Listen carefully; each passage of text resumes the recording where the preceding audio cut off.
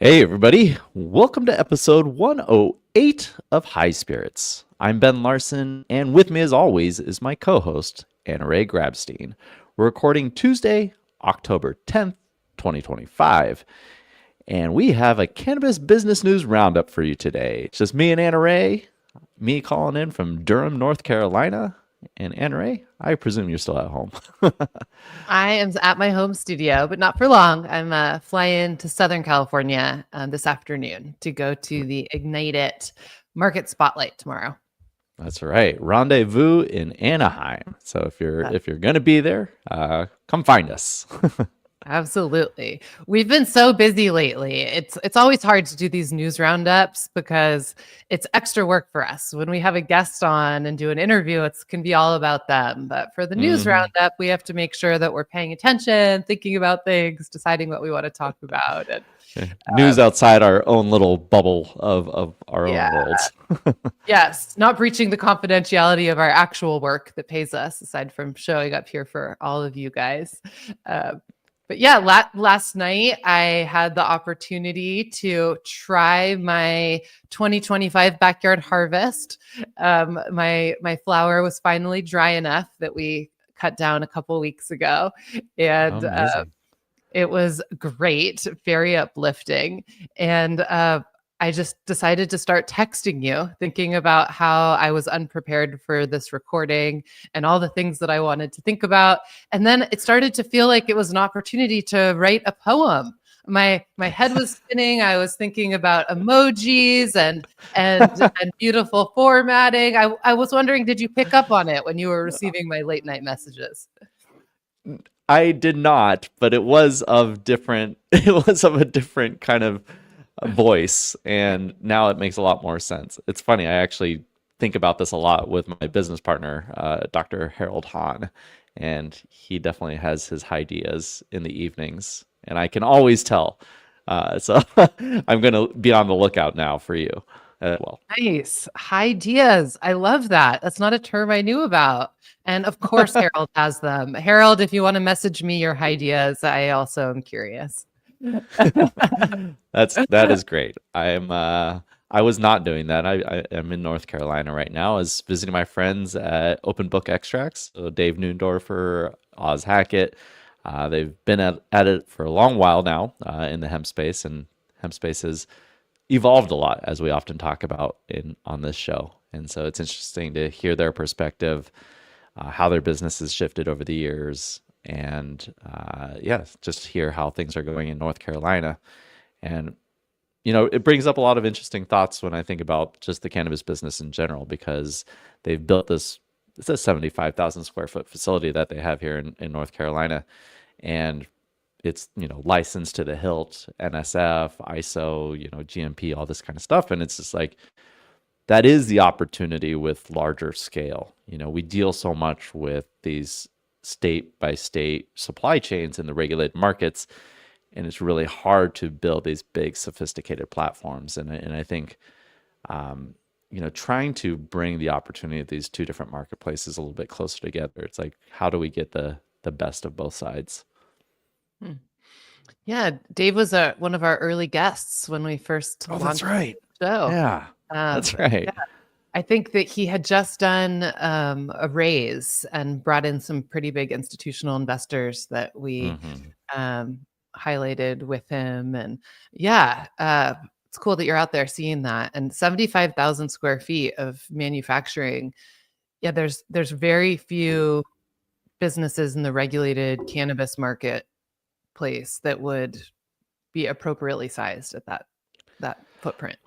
Yeah, unfortunately, I think anyone that has built for that sort of size in the space, probably with the hopes of seeing interstate commerce in their lifetime, have largely gone out of business or just struggling, right? We obviously, with beverage manufacturing facilities, it's a lot of capex to get up to scale to produce the high quality. And so that's why we've seen so many beverage companies flood to the hemp space, is just because consistent quality products at a reasonable price, that it requires that level of scale. But we saw similar things with Skymint in Michigan when they basically were building out an old stadium. Sounded like a great idea. It could produce high quality products at scale, but if you don't have the market to address, then it's all for naught. Yep. Forefront did the same thing in California. Yep. It's happened a few different times in the regulated space. Well, I hope Open Book is able to figure out how to utilize all that manufacturing space. It's being utilized. Yeah. But yeah, come find out for yourselves. It's a lovely team, and actually this time of year, North Carolina is very nice. No humidity, perfect weather. It's been a nice little visit. Awesome. I love the fall. It's such a cool season. So I do have, on a personal level, I have a question about what you think about high school reunions and if you've gone to them. I have not gone to them, probably because I went to high school in Utah, and I don't know, it was kind of a transient time in my life. Like, I showed up as a sophomore in high school, and I knew I was leaving the state as soon as I graduated high school. I made friends and everything, but I don't know. I just don't have this desire to go back and talk about my adventures in weed. Yeah. So I asked because I just got an invitation to my 25-year high school reunion that is In happening San Francisco, right? in San Francisco. Yeah, in December of this year. And it's funny because the 20-year reunion was during COVID and they canceled it. It didn't happen. And my 15-year reunion, which was the one before that, I did this crazy thing where I went a day late. And I showed up to the reunion. I got all dolled up. I was excited to see all these people that I hadn't seen in years. And I got to the event space and I'm like looking around and I'm like, where is the party? Where is the high school reunion? And I went up to somebody that worked there. It was like a restaurant and bar. And I was like, where's the reunion? And they're like, oh, I'm so sorry, ma'am. That was yesterday. And I completely messed it up and fully missed the high school reunion. So now it's 10 years after that's happened. And I'm like, do I want to go to the high school reunion? Is that a thing that people do? Do you bring your husband? I just don't know. I don't know what the protocol is for this type of thing. So I'm curious if people out there have advice or lessons learned. Should you go or should you not to your high school reunion? I'm on the fence at this point. I mean, if you feel a draw for it, do it. And just do whatever you feel. I just don't think there's a right answer. I just have no emotional tie to high school. I mean, it'd be interesting to go back and see if I recognize anyone, but I'm notoriously bad at recognizing people. And sorry if you've witnessed that. But I mean, do you hang out with people from high school? Do you know? Really? I do know people from high school. Shout out to Randall Lee from Bridge Bank. He went to high school. Yeah. Randall's awesome. Yeah, he runs go to high school with him. Practice at Bridge Bank. And there are other notable figures in cannabis that have gone to my high school but yeah, I don't know. I guess I'll report back. But if listeners out there have any ideas or suggestions for me, I'm very open. Amazing. Well, get Randall to go with you. I think he was maybe the class behind me, but I'll check. I'm not sure. Yeah.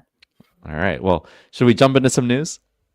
Sure. Yeah, we can jump into some news. Where do you want to get started? Oh, man. Well, let's just start with the general state of affairs. The federal government is shut down. And as we mentioned last week, there was this video that Trump had posted about CBD and Schedule 3 and the Farm Bill. Not much context has been added since then, just a lot of pontificating in the industry. But it's kind of interesting with everything kind of stalled out from a discussion standpoint, from a regulating standpoint, until we get out of this shutdown.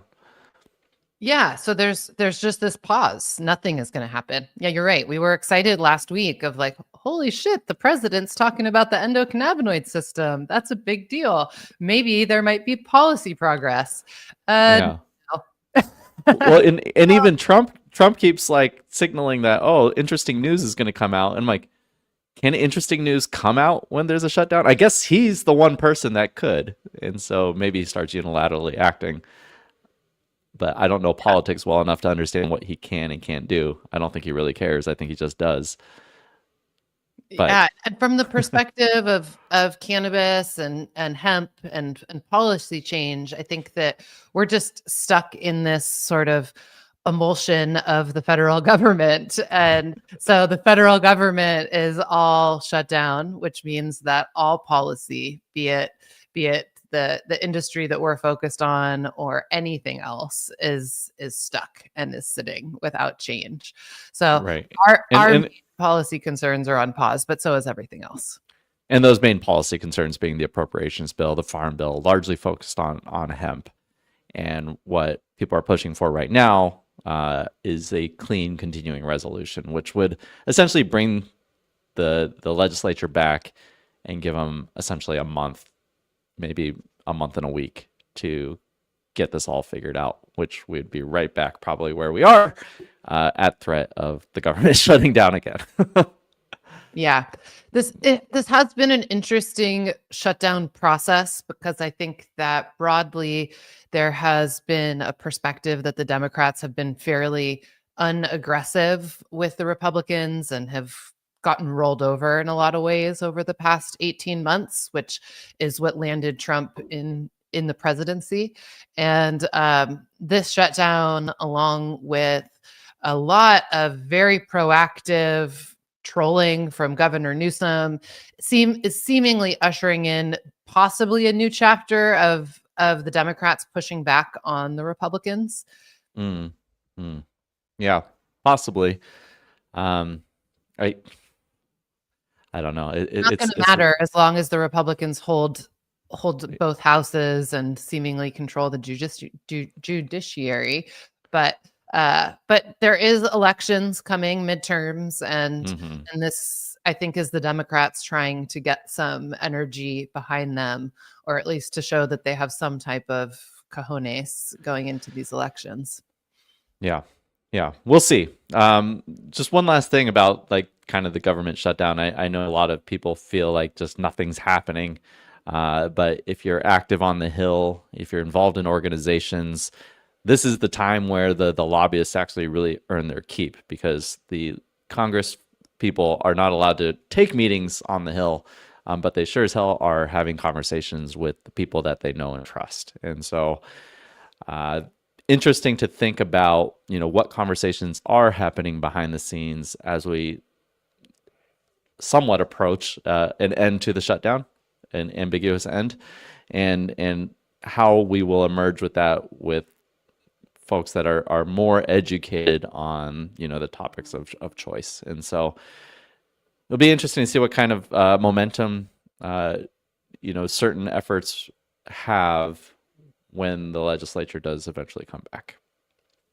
Yeah, it's a great call out, and I hope that our lobbyists are representing our voice in a really strong and proactive way right now. So, yeah.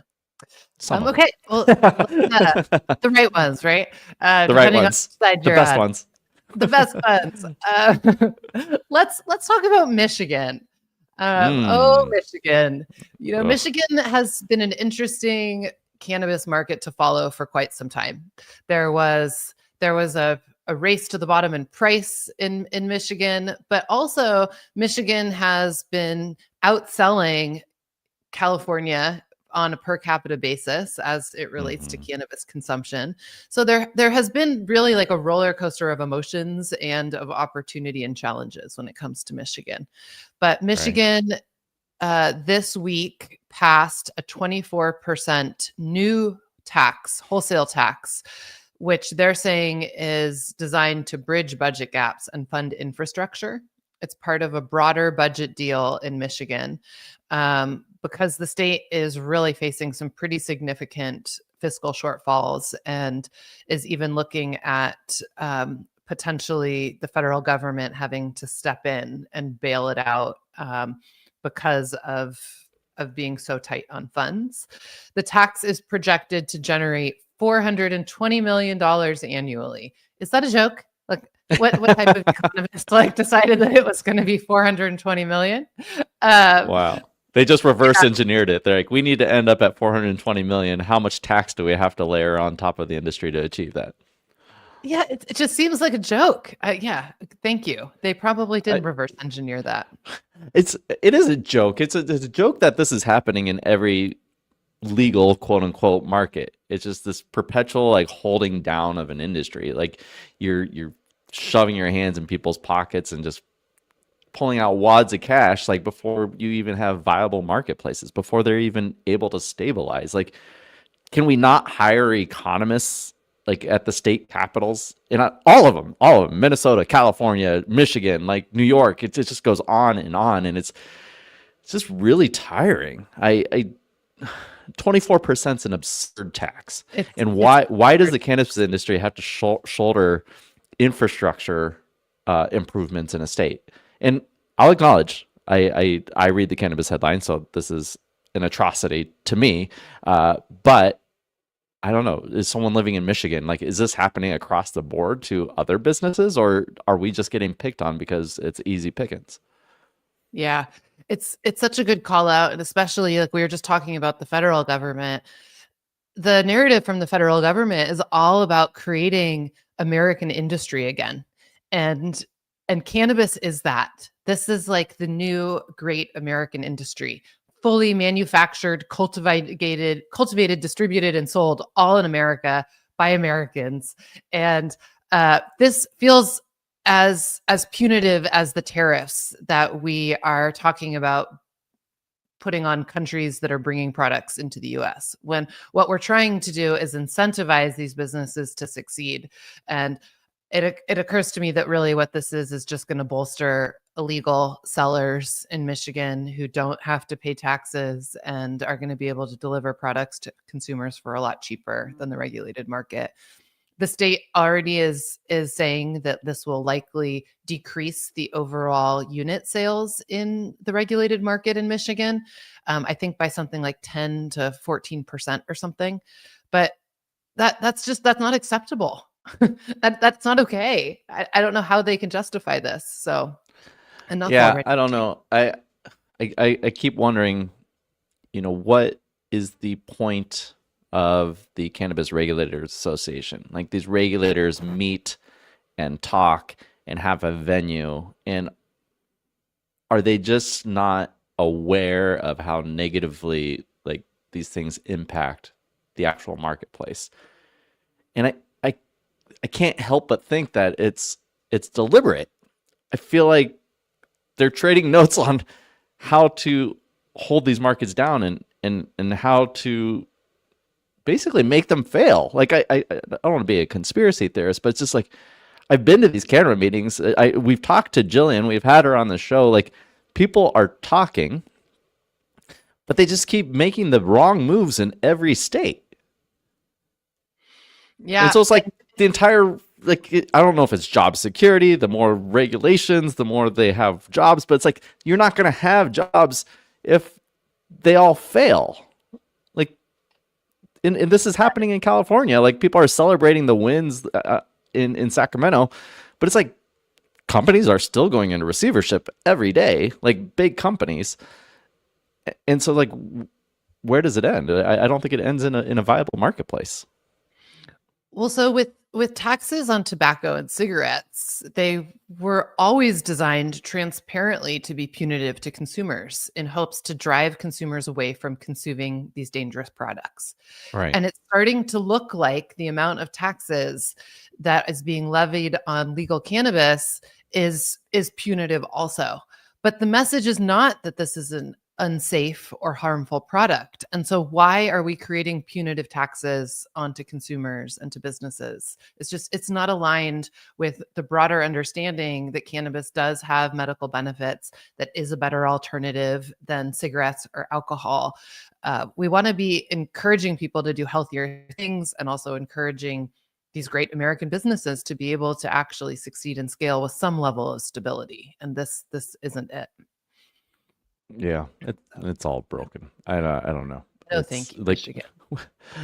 we like we're a rich country in the grand scheme of things, but like the decisions we make don't serve the citizens. Like the quality of our food supply, the medicine, it's in how the cannabis industry is being treated. It's not it's not in service of the people. Yeah. Uh, Well, In service of the shareholders, let's move to our next story. All right. Come on. Let's pick it up. Let's pick it up. So potentially some good news for some people, for shareholders of Vireo, and potentially shareholders of some debt of Schwazze.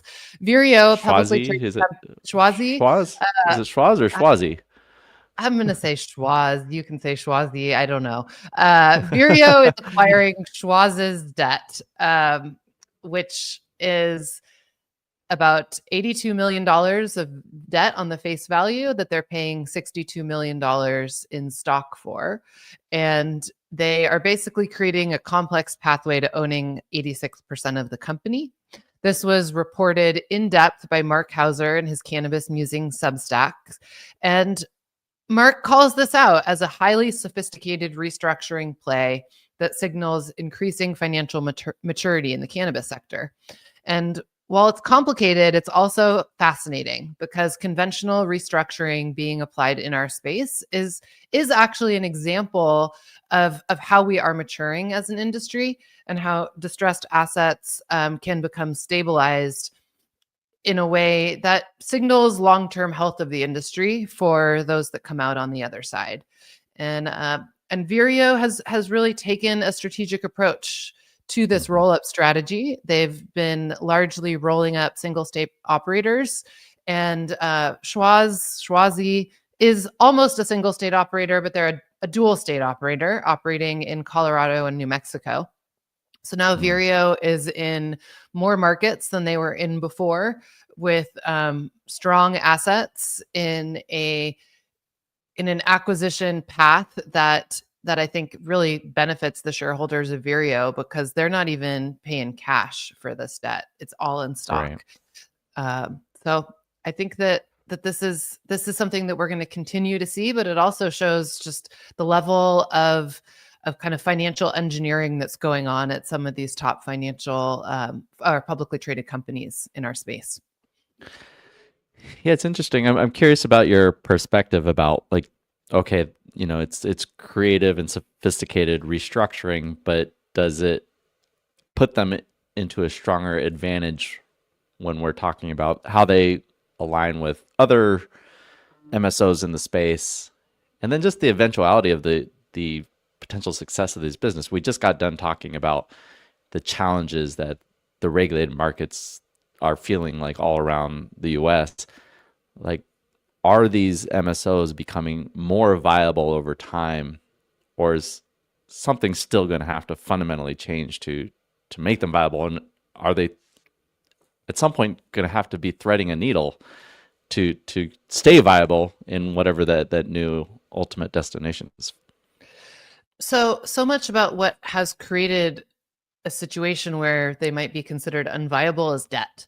And that's, there was equity that came into cannabis early on, but then the next chapter of capital came in the form of debt, and often senior secured debt, with debtors holding incredible power over these companies. And it really became servicing the debt that created such stress on the companies, on their day-to-day, and on their ability to continually operate.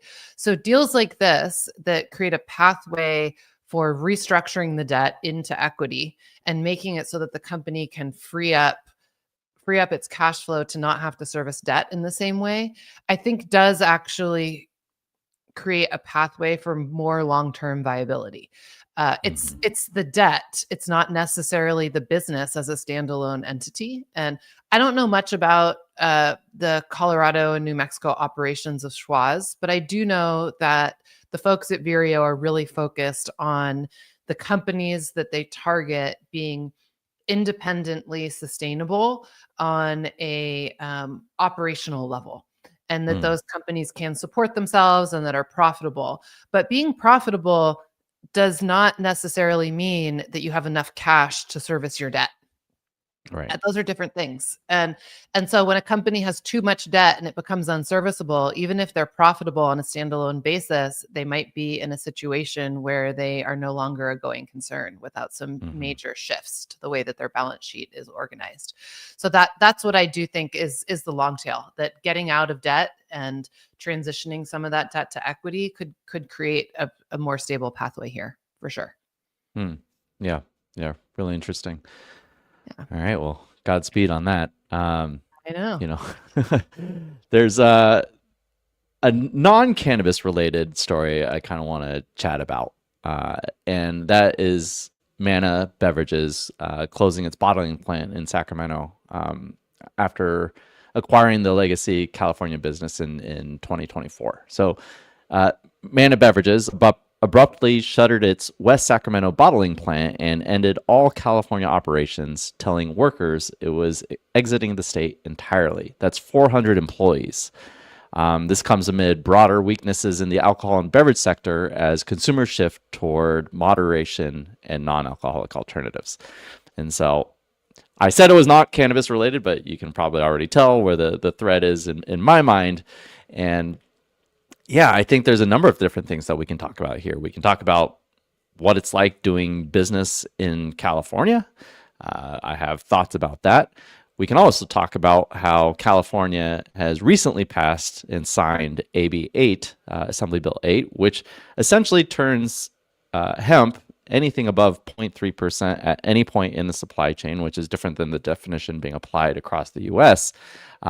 It's now being called cannabis in California. And so essentially putting everything into the regulated system in California and blocking out the opportunity for manufacturers like this participating in the national hemp beverage opportunity, like is what's happening in many other states. And so it's kind of sad. It's sad to see the beverage industry in general struggling the way it is, and then being blocked out from accessing opportunities in hemp and cannabis. Yeah, this is an example of an asset that's been around for a long time with a lot of people who both work there and have jobs, but also production capacity that Mhm. as alcohol sales are declining, that capacity could have been used for something else, Yeah. like hemp beverage production. And as a result of the policy change that recently happened with AB 8, that's not an option for this infrastructure. And these factories that do bottling and beverage manufacturing, it is a multi-million dollar investment to build this type of equipment.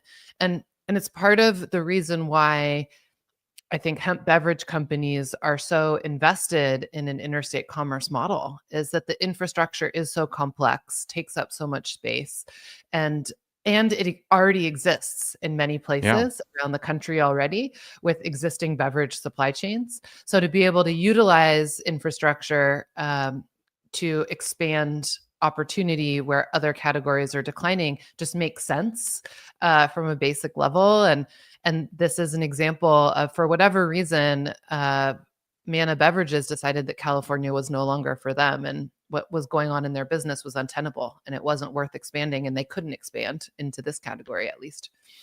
Well, yeah, in California, we know, especially even in Sacramento, right? Like the cost of just doing business is infinitely more expensive than in other places. So it probably lasted here longer than maybe even it should have.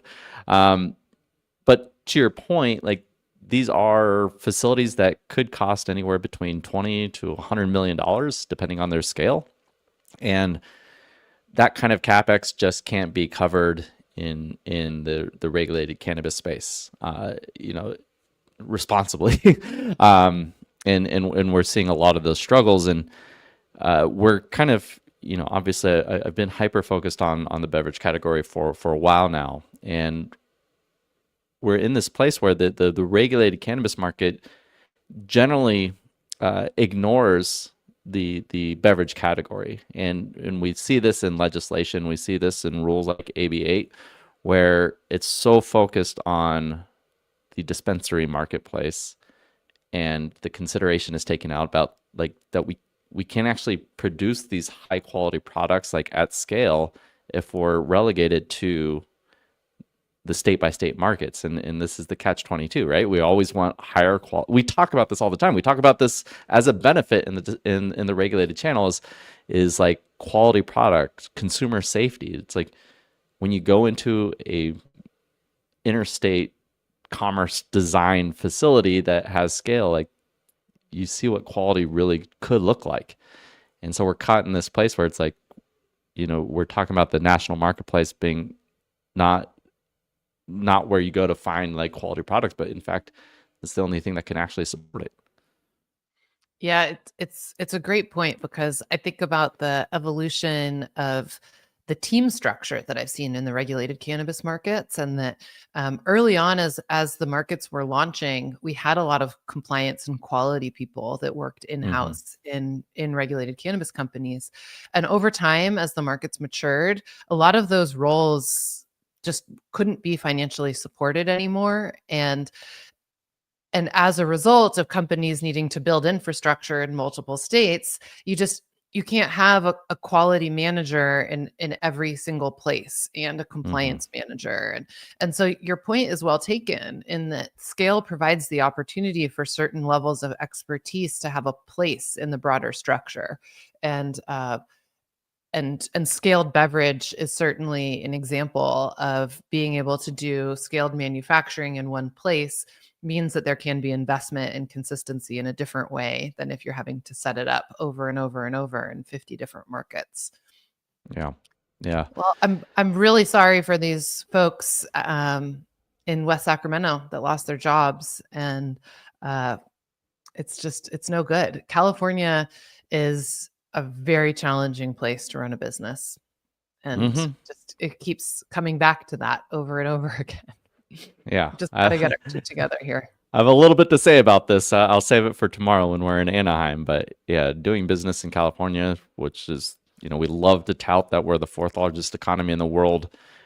We are the home of a lot of innovation. Silicon Valley is obviously an important one, but and then there's just cannabis, and we've often been identified as the largest contiguous cannabis market in the world, and I just don't see how we're investing in either of them right now, be it innovation or cannabis, and it's really unfortunate. Yeah. All right. Well, looking at some more business news, Cultivated this morning covered that LeafLink, which is the largest wholesale marketplace for cannabis, regulated cannabis, just adjusted its pricing model after a backlash that moved them from a monthly flat fee to a structure that took a percentage of transactions. And there was a huge uprising of their customers, and people said that their change in their business model would result in price hikes of up to 700% for some of their customers. And very quickly, a lot of other tech platforms entered the conversation, who thought that they would never be able to compete with the broad market penetration that LeafLink already had, and started offering competitive products. So really interesting moment to see how when a company changes a business model, it actually creates this opening for others to enter. And instead, what did they do? They just announced that they are rolling back their decision and going back to a flat fee model. All right. Well, what's the lesson here? A number of lessons. So we call this FAFO, right? FAFO. But no, I mean, the main point that I pull away from this, and I'm going to give credit to one of our board members, Manna, who has been an advisor to me over the years. And she's famous for always saying, like, do things for your customers, don't do it to them.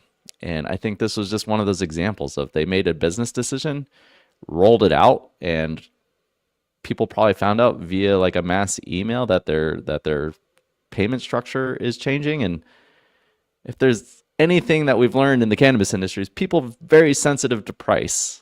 It's like top of mind for this is probably true across all business, but definitely in the cannabis industry where cash is super tight. It's just don't do things to your customers. Like, do things in service of them, and just think it out. Like, it's not surprising. I do wonder about the move to just roll it back and change it back to flat fee. Like, is that going to be sustainable, or are they putting themselves into a tough position to eventually have to change it again?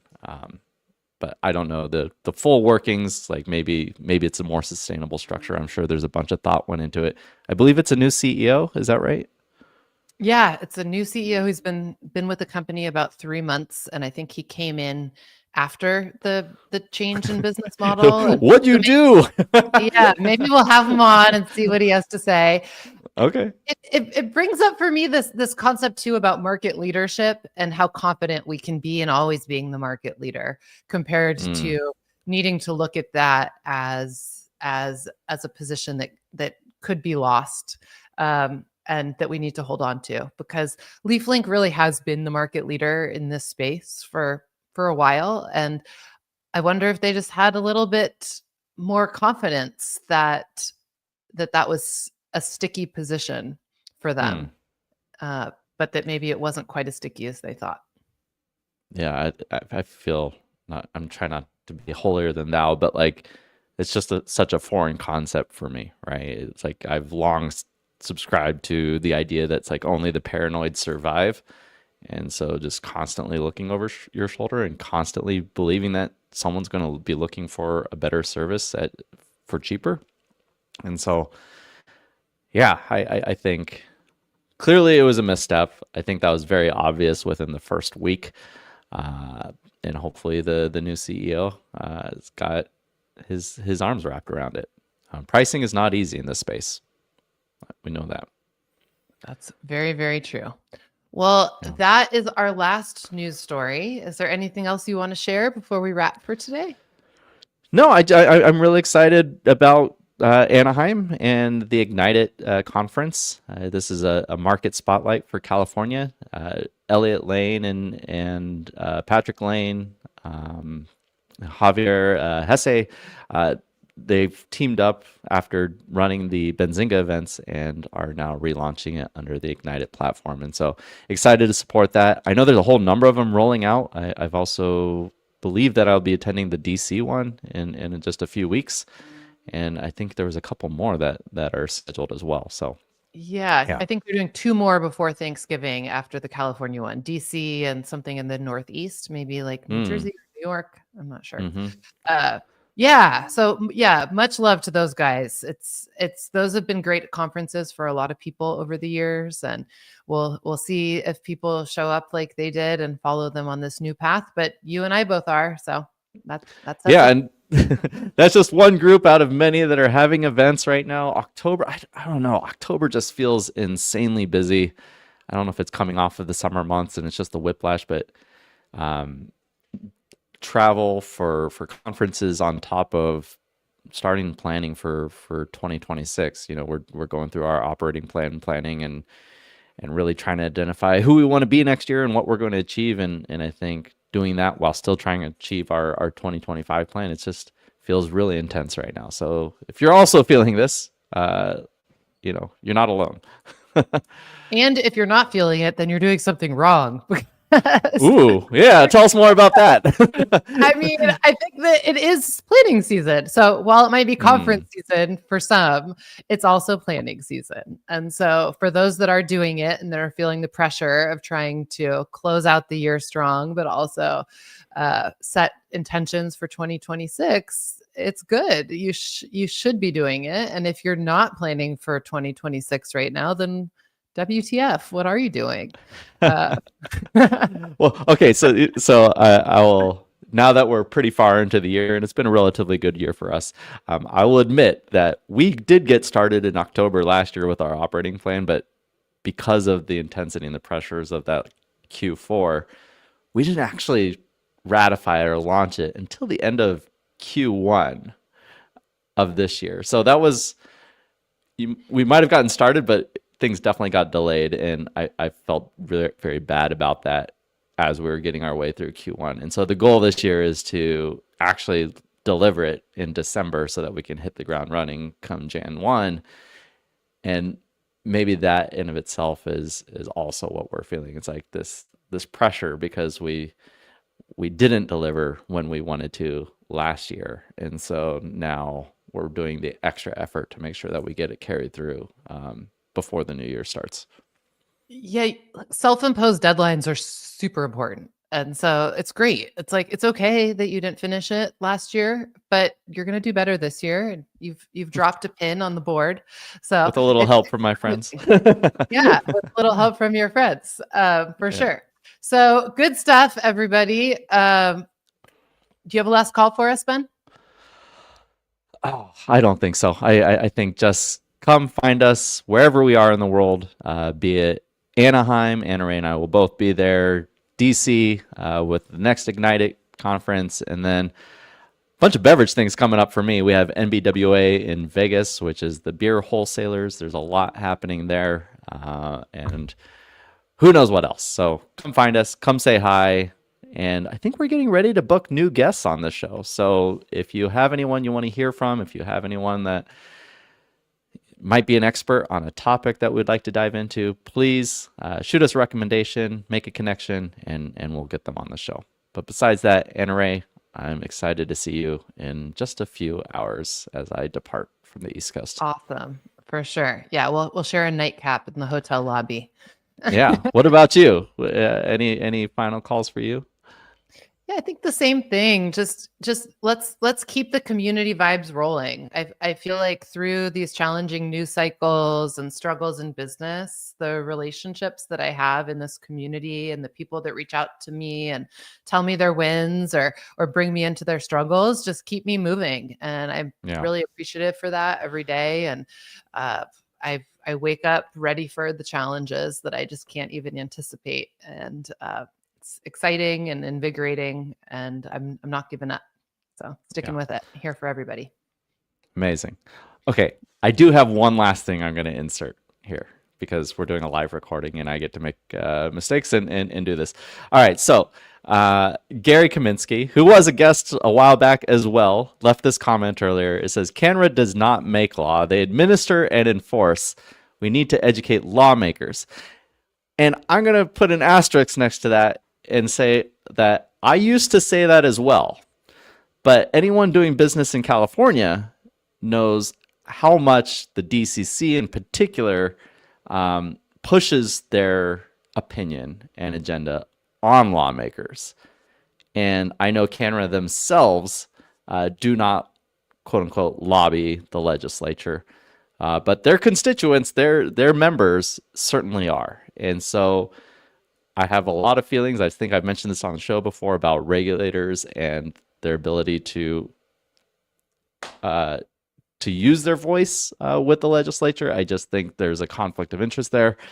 But yeah, it's I know they don't technically write the laws, but they certainly do have a lot of influence over them. So if you're not recognizing that and influencing their perspectives, then you have a strong voice that's not being addressed. Anyways, that's my final point there. Maybe I'll weave it into the actual recording. All right, folks. Thank you, Gary. Thank you, everyone else, for engaging and leaving comments during the show and for liking and subscribing and sharing the recordings everywhere you listen to podcasts. Thank you to our friends and our family and our coworkers at Vertosa and Wolf Meyer, and of course, our producer, Eric Rossetti. If you've enjoyed this podcast, please drop a review in Apple Podcasts, in Spotify, wherever you listen. Subscribe, share, do all the things like I asked. And as always, folks, stay curious, stay informed, and most importantly, keep your spirits high. Until next time, that's the show.